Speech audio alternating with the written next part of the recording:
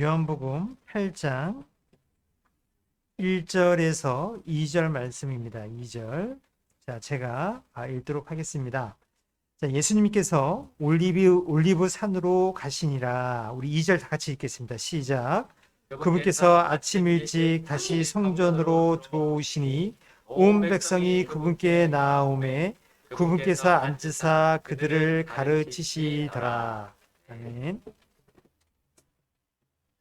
말씀 시간 위에 기도하겠습니다. 하나님 아버지, 주님이 또 오늘 이 말씀을 통해 주님 자신을 보여주십니다. 주님, 우리 주 예수님이 얼마나 놀라우시고 위대하신 분이신지 또 이 시간을 통해 새삼 깨닫고 또 주님을 닮아가는 저희들의 삶이 되도록 도와주옵소서.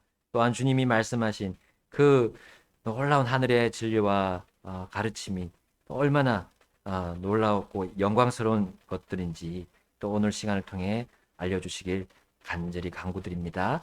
예수님의 귀하신 이름으로 기도드렸습니다. 아멘. 네, 앉으시겠습니다. 자, 이 올리브 라는 그 열매가 있습니다. 요즘에 올리브유, 올리브 그 기름을 많이 먹잖아요, 우리가.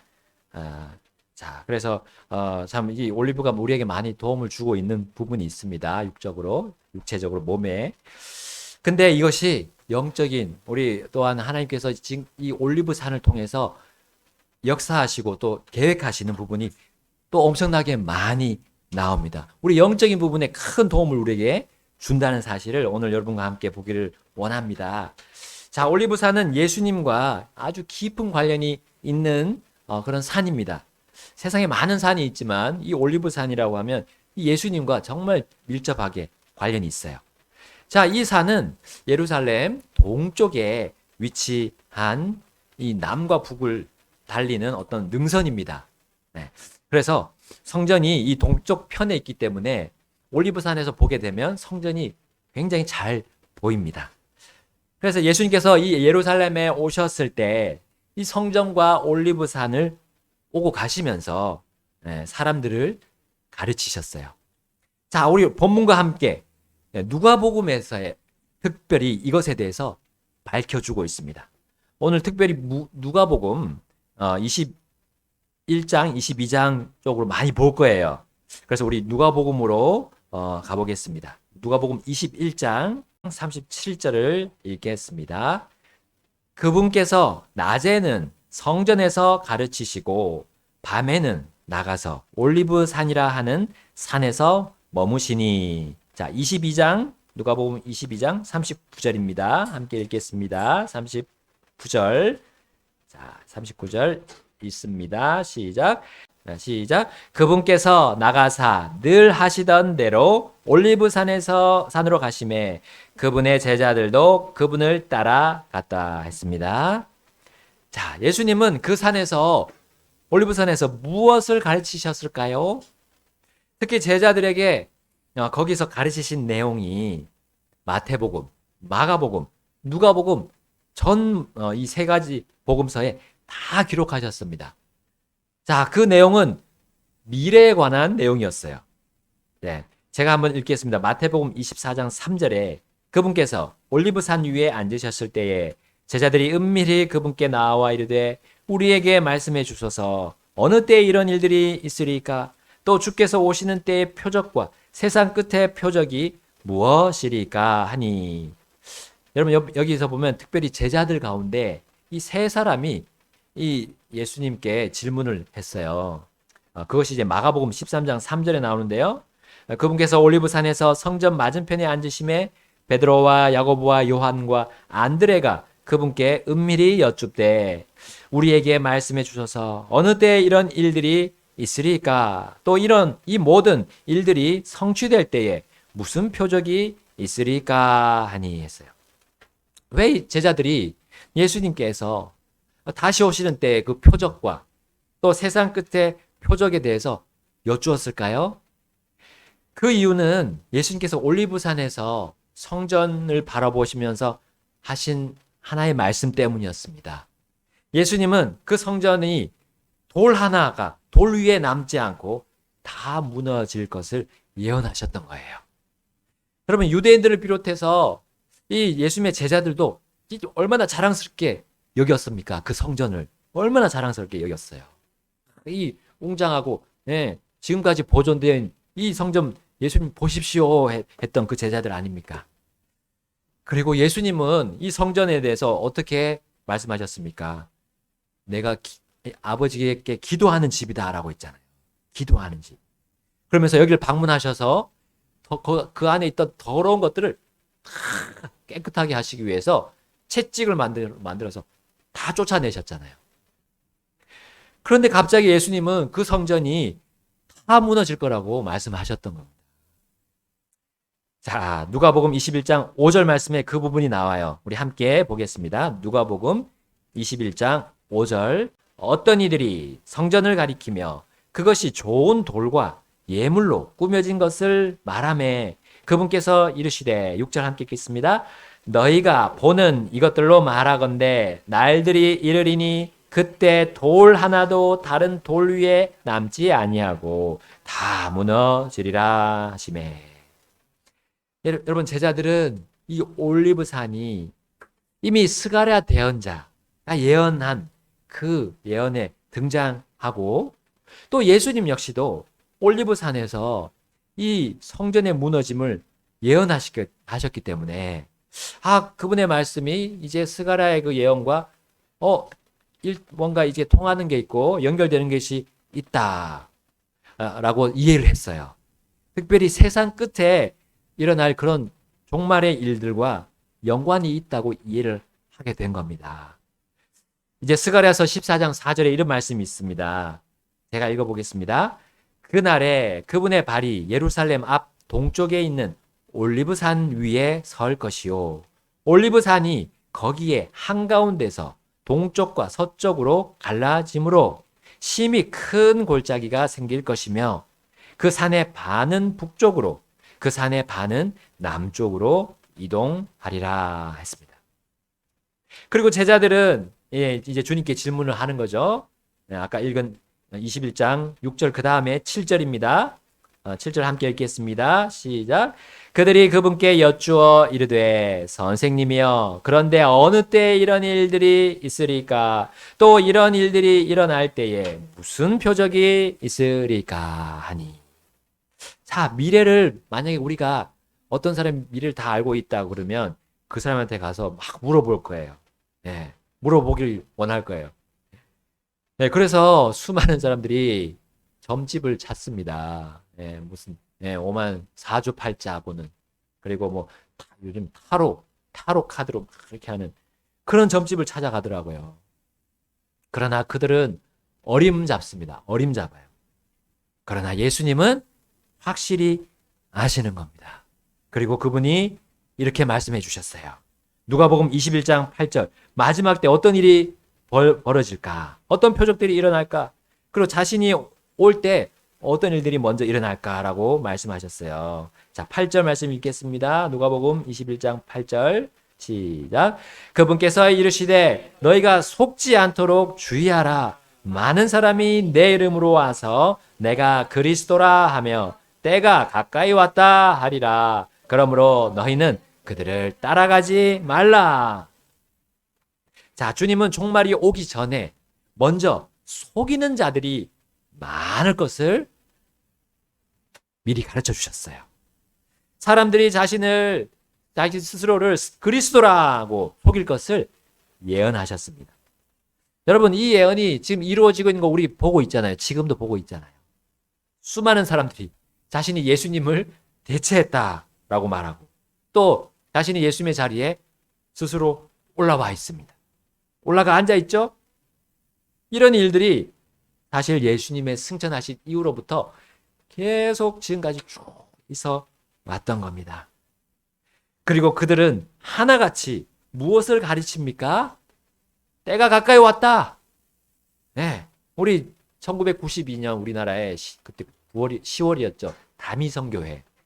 그때 사셨던 분들은 기억하실 겁니다. 다미성교회에서 이 휴거를 가지고 그래서 재산 다 팔아가지고 자기 재산 다 팔아가지고 거기 들어가서 이제 주님 오시는 걸 기다렸습니다. 그 사람들의 그 교주죠, 사실은. 주님 오시는 날짜를 계시받았다는 겁니다.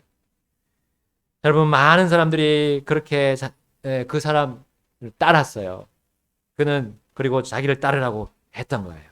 이거 예수님이 이미 예언해 주신 거예요. 따라가지 말라. 때가 가까이 왔다 할 것이지만 그들을 따라가지 말라라고 하셨던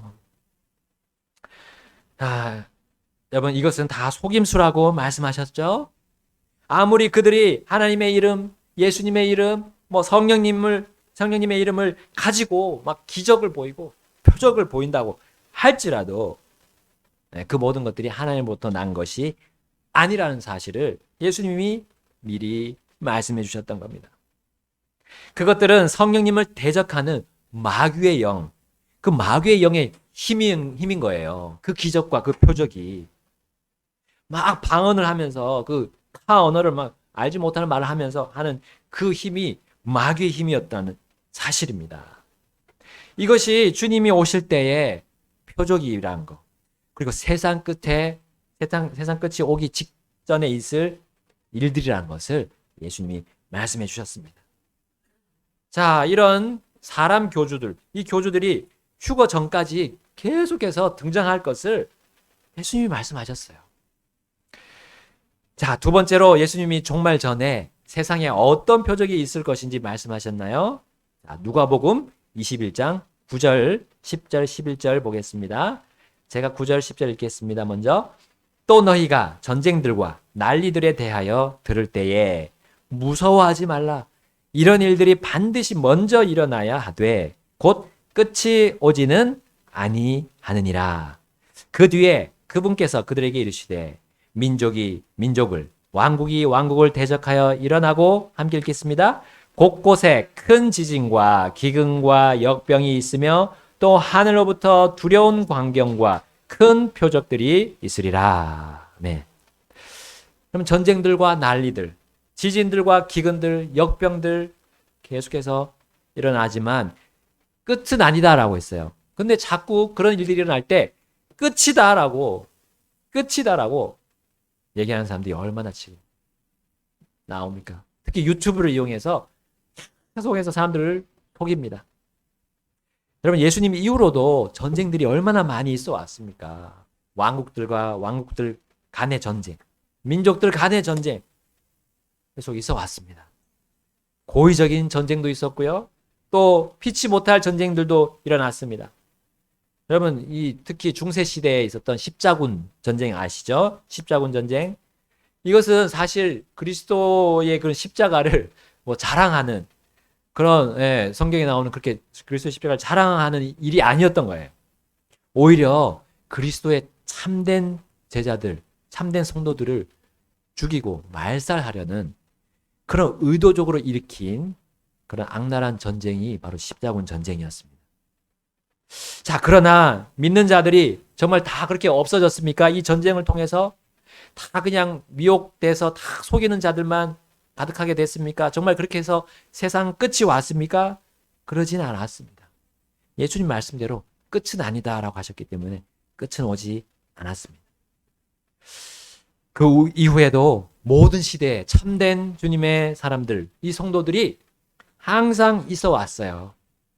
왜냐하면 예수님이 하신 그 말씀대로, 그 예언대로 그대로 이루어지고 있었기 때문입니다.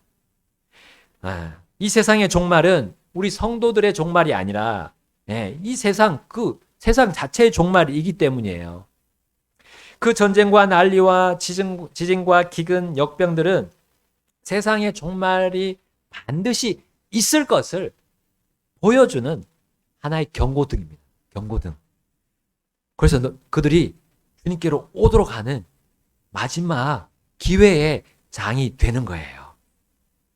나아가 하늘에서도 막 크고 두려운 광경이 있을 것이라고 얘기했습니다. 우리 뭐 일식, 월식 있잖아요. 또 이게 막 달이 빨갛게 되는 그런 현상.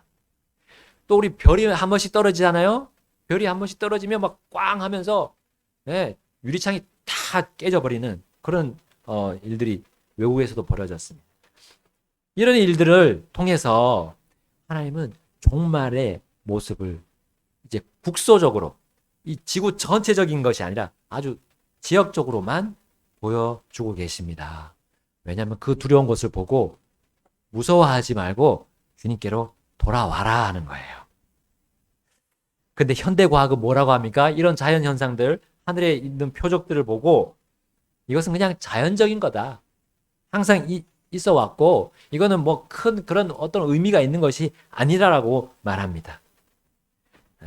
근데 그렇게 말하면서도 또 과학자들 뭐라 합니까? 이 지구가 이제 막 기후가 이제 급변하고 막 급하게 변하고 이제 재앙들이 막 재난들이 일어나서 종말이 올 수도 있다라고 또 얘기하기도 해요. 그러나 그 종말이 부패한 사람과 이 세상을 멸하시는 하나님의 역사라고는 결코 말하지 않습니다. 그들은 그렇게 말하면서 자신들을 따르게 하는 거죠. 자신의 말을 따르게 하는 거예요. 여러분, 적그리스도들은 이 세상에 이러한 철학과 학문으로 지금 역시도 모든 사람들을 미혹하고 있습니다. 속이고 있어요. 그러나 아직 끝은 이르지 않는다라는 겁니다. 예수님이 그렇게 말씀하시고 예언하셨기 때문이에요. 자, 이제 세 번째, 주님이 종말 전에 제자들, 곧 사도들이 당할 일들에 대해서 예언하셨습니다. 그때 그 제자들이 곧 가까운 미래에 당할 예언도 하셨던 거예요. 자, 우리에게는 과거의 일이 되었지만 당시 올리브산에서 예수님이 하신 이 말씀들을 들은 제자들에게는 미래의 일들이었습니다.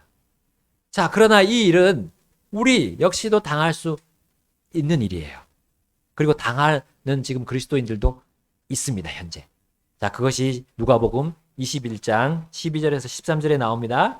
함께 읽겠습니다. 12절, 13절. 함께 읽겠습니다. 시작. 그러나 이 모든 일들이 있기 전에 그들이 내 이름으로 인하여 너희에게 손을 대어 너희를 핍박하고 회당과 감옥에 넘겨주며 왕들과 치리자들 앞에 끌어가려니와 그것이 너희에게 증언의 기회로 바뀌리라. 아멘. 그러면 제자들은 예수님의 이 지상 사명 따라서 예루살렘과 온 유대와 사마리아와 땅의 맨 끝 지역까지 이르러서 복음을 전했습니다. 예수님의 증인이 되었던 거예요. 여러분, 그 복음의 소식은 두 가지 상반된 소식입니다. 먼저는 슬프고 나쁜 소식이에요. 사람들이 죄인이고 모든 사람이 죄인이고 그 죄값으로 죽고 멸망받게 된다는 그런 슬프고 나쁜 소식입니다. 그러나 또 하나의 소식은 예수 그리스도께서 십자가에서 그 모든 사람들의 죄값을 지불하셨다는 기쁘고 좋은 소식이었어요. 자, 그들이 이런 소식을 전했음에도 붙잡힌 이유는 무엇입니까? 그 복음을 또 다른 사람들에게 증언할 수 있는 기회가 되었기 때문이에요. 특별히 다른 사람은 고위직에 있는 사람들, 왕들과 통치자들에게 가서도 이 두 가지 소식을, 정말 복음을 전할 수 있는 기회의 장으로, 이 사도들과 제자들을 또 그 초세기 교회들을 사용하셨다는 거예요. 지금도 똑같습니다. 지금도 주님은 이 일을 우리를 통해서 하려고 하십니다. 우리의 친절하신 주님은 심지어 그들이 이 복음을 증언할 기회를 잡았을 때 어떤 일들이 일어날 것인지도 미리 알려주셨어요. 자, 그게 14절부터 15절 말씀이 나옵니다. 자, 함께 읽겠습니다. 14절. 그러므로 너희가 대답할 것을 미리 궁리하지 않으리라고 마음속에 정하라. 너희의 모든 대적들이 능히 반박하거나 대항하지 못할 입과 지혜를 내가 너희에게 주리라. 아멘. 자, 우리가 앞으로 무슨 일이 일어날지 안다면 어떻게 하겠어요? 당연히 미리 대처를 하겠죠. 우리가 막 몸이 다칠 때, 이렇게 막 넘어진 걸 미리 안다면 미리 대처하고 그쪽으로 안 가겠죠. 자, 그러나 그런 우리의 특징을 아시는 예수님은 미리 그렇게 궁리하지 말라고 하셨어요. 네. 그러면서 복음을 증언하는 자들에게 이 대적들이 결코 반박하지 못할 입과 지혜를 주겠다고 약속하셨던 거예요. 주님이 주시는 그 입과 지혜는 세상에서 나오는 또 사람에게서 나오는 그런 사상이나 철학과 그 지식 지혜가 아닙니다. 바로 그것은 하나님의 입과 하나님의 말씀인 거예요. 대적들이 결코 논리적으로 이게 대적할 수 없고 이길 수 없는 그 예수님의 말씀이었잖아요. 그 누구도 예수님의 말에 반박할 수 없었습니다. 그 당시 최고의 지도자들, 최고의 지식인들도 예수님한테 배우지 못한 그 예수님한테 어떻게 할 수가 없었어요. 그것을 꼭 똑같이 이 예수님의 증언자들, 이 복음의 증언자들에게도 이 능력을, 이 권능을 주시겠다 약속하신 겁니다. 복음 증언자의 가장 큰 갈등에 대해서도 우리 주님은 또 친절하게 미리 가르쳐 주셨어요. 복음 전도자에게 일어날 또 일들이 있다는 거죠. 가장 큰 또 힘든 일일 수 있어요. 자, 누가복음 21장 16, 17절입니다. 16, 17절 함께 읽겠습니다. 시작. 또 부모와 형제와 친족과 친구들이 너희를 배반하고 넘겨주어 너희 중에 몇 사람을 죽게 하며 또 너희가 내 이름으로 인하여 모든 사람에게 미움을 받을 터이나. 여러분, 우리 가장 가까운 가족, 부모, 형제, 또 친족, 친척들, 또 친구들에게 우리가 미움을 당하고 배반을 당하게 될 것도 미리 말씀해 주셨어요. 심지어 그들이 죽일 수 있는 것도 말씀해 주셨어요. 그러나 예수님은 확고하게 이어서 말씀하십니다. 18절에 너희 머리털 하나도 없어지시 아니하리라. 여러분, 사람이 죽으면 이 머리털만이 문제가 아니잖아요. 몸 전체가 다 죽고 없어지는 거 아닙니까? 곧 비참하게 멸망당하는 거 아닙니까? 아니라는 거죠. 영원한 생명의 주님은 결코 그렇게 생각하지 않으십니다. 주님은 사람이 이 단지 몸으로만, 육체로만 구성되어 있지 않음을 이렇게 말씀하시므로 복음을 증언하는 일을 우리들 역시도 그 증언하는 일에 깨어 있도록 격려하시는 거예요.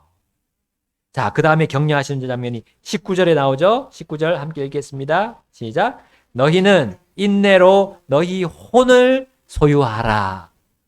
우리 몸만 있는 게 아니라 또 뭐가 있다고요? 혼이 우리 몸보다 더 귀하고 더 중요하다는 사실을 알아라는 거예요. 예. 이 말은 마치 주님이 이와 같이 한 말씀하는 것과 같아요.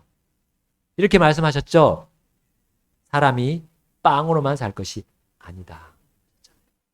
하나님의 입에서 나오는 모든 말씀으로 살 것이다 했어요.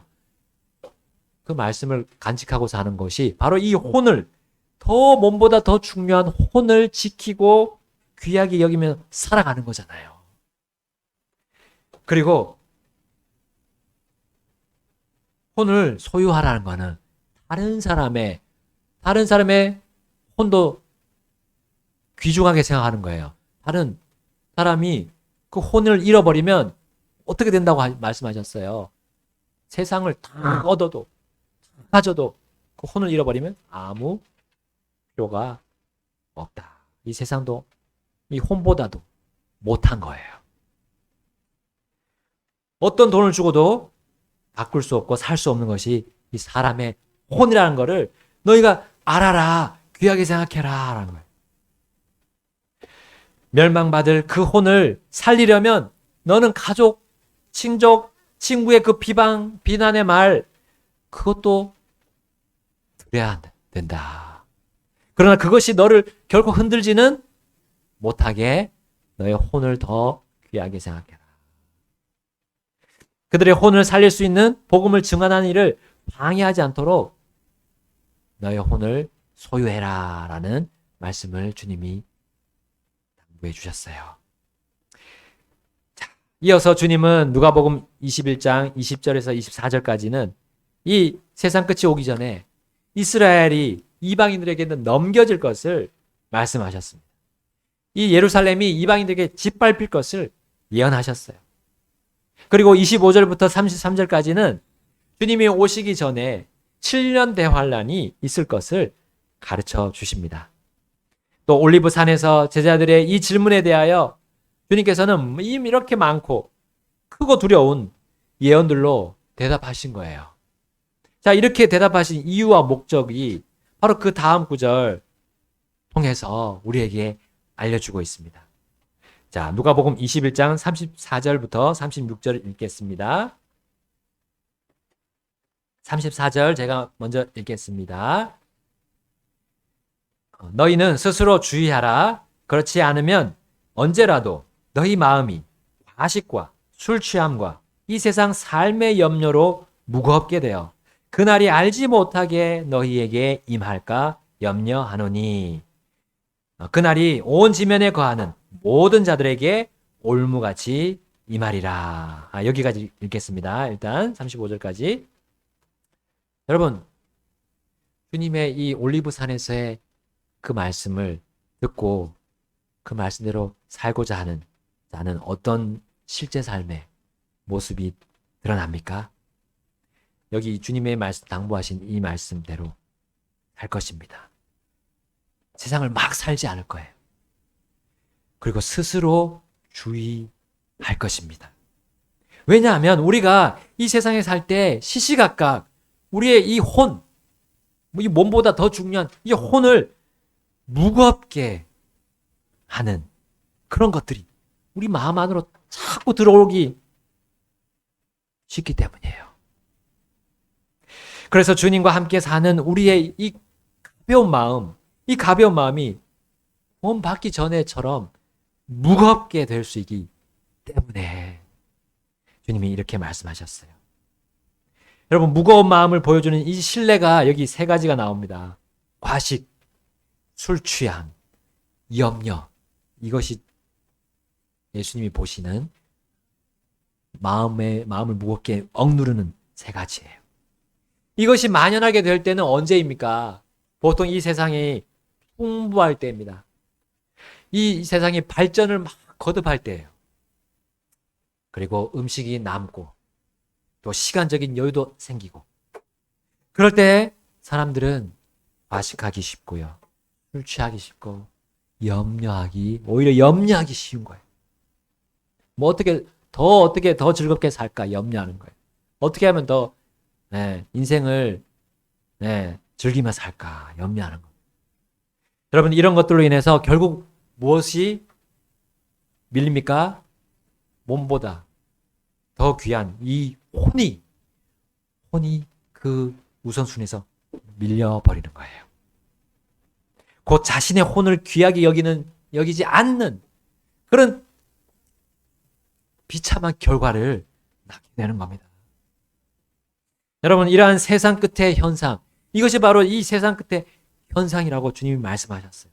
바로 주님이 다시 오실 때의 그 현상이 이러한 건데, 이것이 여러분 교회 안으로 들어오게 되면 이제 어떤 일이 벌어집니까?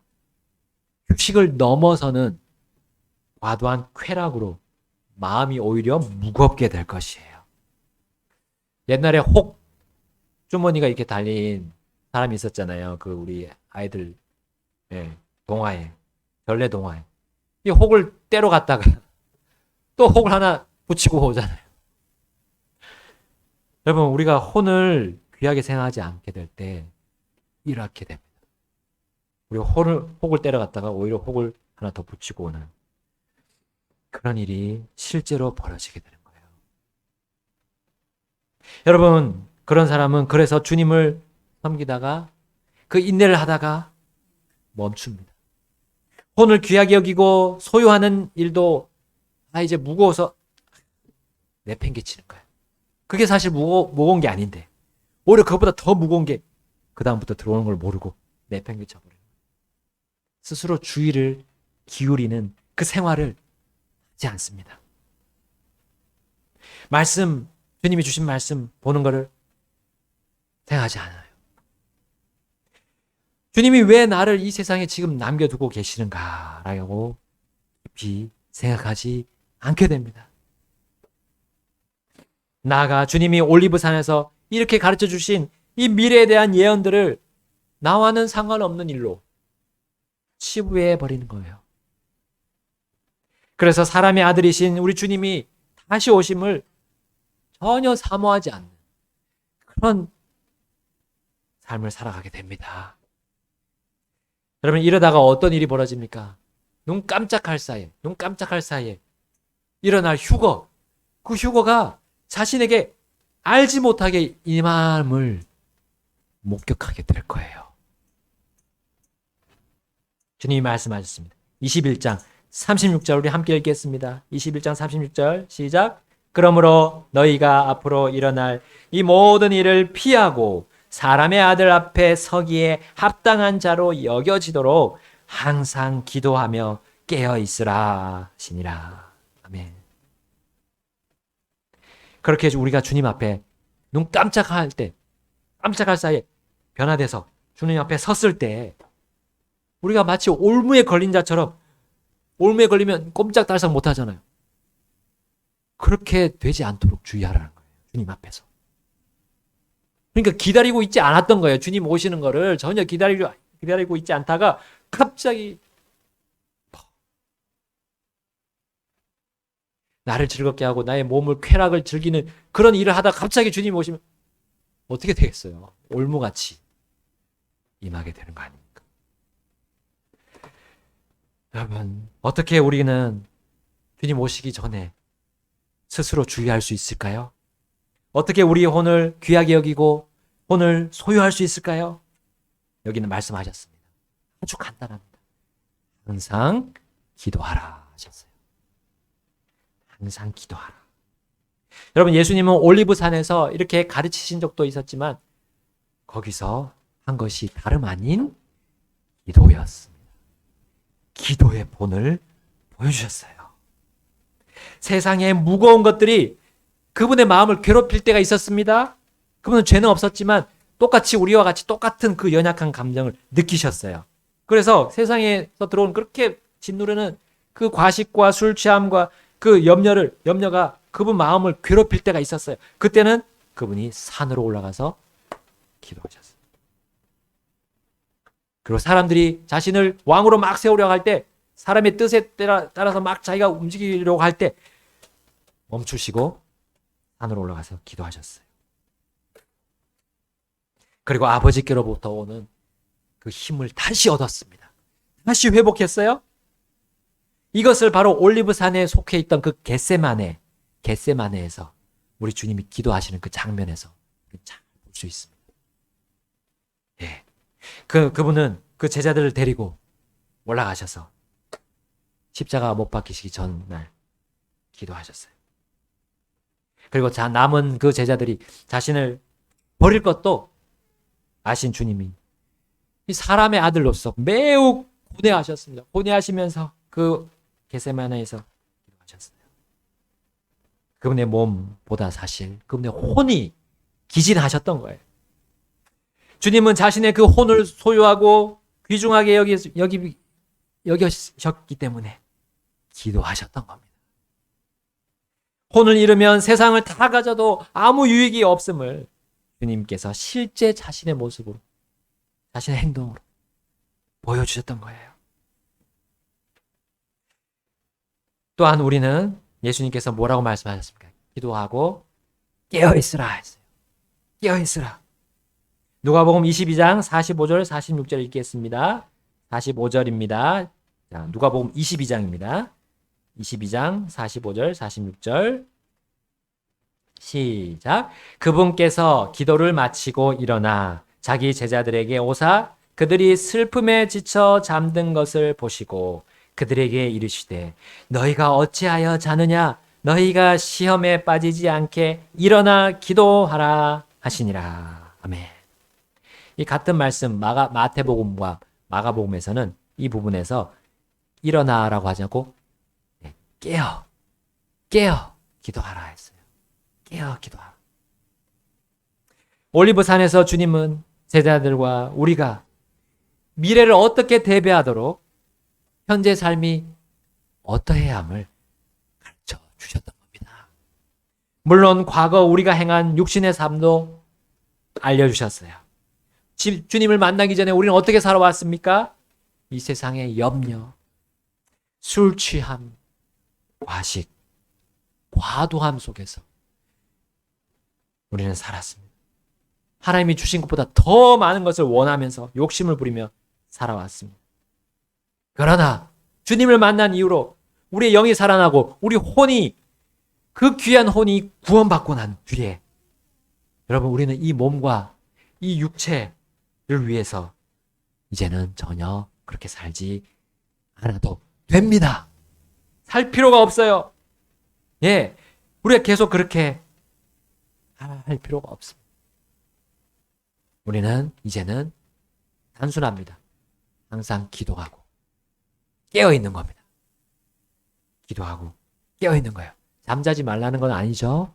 우리의 영혼이 깨어있어야 된다는 거예요.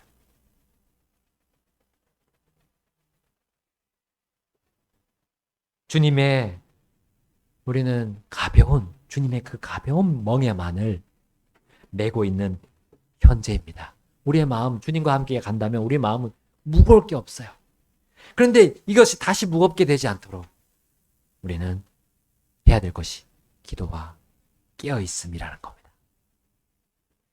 여러분, 우리 항상 기도하고 깨어있는 현재의 모습을 통해서 우리가 이제 앞으로 다가올 그런 정말 위험한, 그리고 고난이 오는 그런 미래를 우리는 극복해 나갈 수 있게 될 것입니다. 그리고 주님 앞에, 최종적으로 주님 앞에 섰을 때 올무에 걸린 자처럼 갑자기 주님을 그렇게 당황스럽게 쳐다보지 않을 거예요. 기쁘게, 주님, 제가 기다렸습니다. 주님 오실 날을 정말 손꼽아 기다렸습니다. 주님을 맞아들이며 기쁘게 주님을 뵙게 될 것입니다. 항상 기도하고 깨어 있으시다. 주님이 이 올리브산에서 가르치신 오늘 이 내용을 기억합시다. 주님은 올리브산으로 이제 재림하실 거예요.